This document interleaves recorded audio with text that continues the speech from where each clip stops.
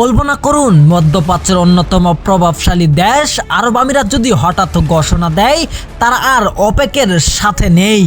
ঠিক এই উত্তেজনাকর পরিস্থিতিতে আগুনে ঘি ঢেলেছেন মার্কিন প্রেসিডেন্ট ডোনাল্ড ট্রাম্প। তার দাবি, আমিরাতের এই সিদ্ধান্ত শুধু চমৎকারই নয়, বরং এর ফলে আপনার পকেটের খরচ অর্থাৎ তেলের দাম এক ধাক্কায় অনেকটা কমে আসবে। কিন্তু সত্যিই কি তাই, নাকি এর পিছনে লুকিয়ে আছে গভীর কোনো ভূরাজনীতি? জানতে হলে ভিডিওটি শেষ পর্যন্ত দেখুন। বিশ্বের তেলের বাজার নিয়ন্ত্রণ করে যে সংস্থা, তার নাম ওপেক। আর সেখানে সৌদি আরবের পরেই সবচেয়ে শক্তিশালী দেশ হলো সংযুক্ত আরব আমিরাত।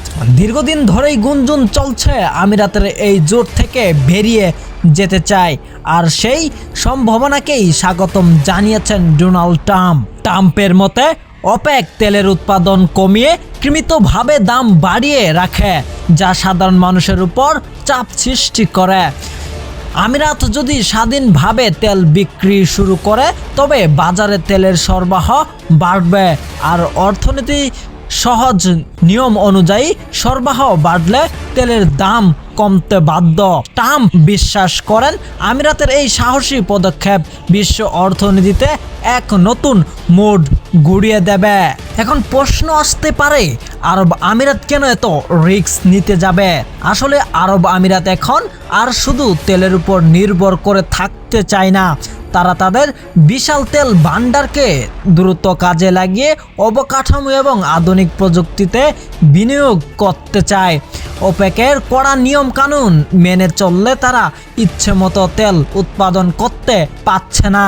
ট্রাম্পের এই সমর্থন মূলত আমিরাতকে সেই স্বাধীনতার বার্তা দিচ্ছে। তবে মনে রাখবেন, যদি সত্যিই আমিরাত বেরিয়ে যায় তবে ওপেকের একাধিপত্য ভেঙে পড়বে।